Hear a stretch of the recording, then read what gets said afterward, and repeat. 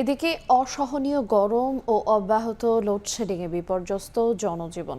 দিনাজপুরে গরমে জ্বর, সর্দি, ডায়রিয়া, নিউমোনিয়া আক্রান্ত হয়ে হাসপাতালে ভর্তি হচ্ছে শিশুরা। আর এই বিষয়ে বিস্তারিত জানাতে সহকর্মী গোলাম নবী দুলাল রয়েছেন অরবিন্দ শিশু হাসপাতালে। আমরা সরাসরি যাব তার কাছে।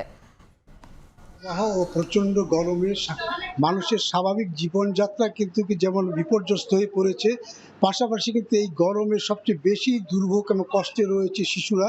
আমি এই মুহূর্তে দিনাজপুর সদর উপজেলা আপনার জেনারেল হাসপাতালে রয়েছি, যেখানে আপনার শিশু ওয়ার্ড রয়েছে। এখানে আপনার অতিরিক্ত যারা আপনার ডায়রিয়া, নিউমোনিয়া এবং সর্দি, জ্বর, কাশিতে যারা আক্রান্ত হয়েছেন, এইসব শিশুরা কিন্তু এই ওয়ার্ডে রয়েছে।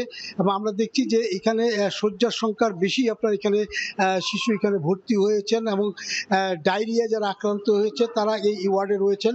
এখানকার যারা নার্স বা সেবিকা রয়েছেন তারা বলছেন যে প্রতিদিনই কিন্তু আপনার আউটডোরে প্রায় শতাধিকের উপরে শিশু আসেন এবং অনেকে চিকিৎসা নিয়ে যান।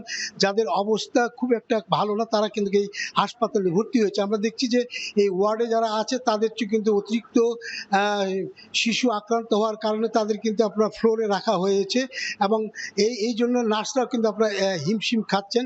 এবং এখানকার যারা চিকিৎসক তাদের সাথে কথা বলেছিলাম যে যারা এখানে ভর্তি হয়েছে 70% কিন্তু শিশু সর্দি, জ্বর, ডায়রিয়া তারা ভর্তি হয়ে এখানে চিকিৎসা নিচ্ছেন।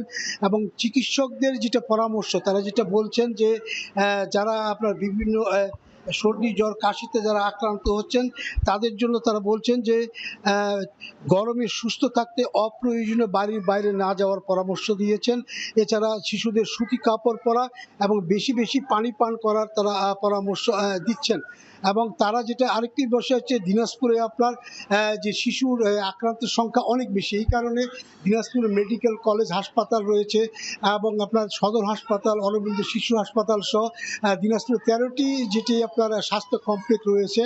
সেই তথ্য আমরা জেনেছি যে প্রায় 5 থেকে 6 শতাধিক শিশু কিন্তু আপনার এই গরমে আপনার বিভিন্ন রোগে আক্রান্ত হয়ে তারা চিকিৎসা নিচ্ছেন, এবং বহির্বিভাগেও তারা অনেকে আসার চিকিৎসা নিচ্ছেন। তো আমার কাছ থেকে এই সদর হাসপাতালে শিশু ওয়ার্ডে সর্বশেষ এই ছিল। আমরা সরাসরি যুক্ত ছিলাম দিনাজপুর থেকে।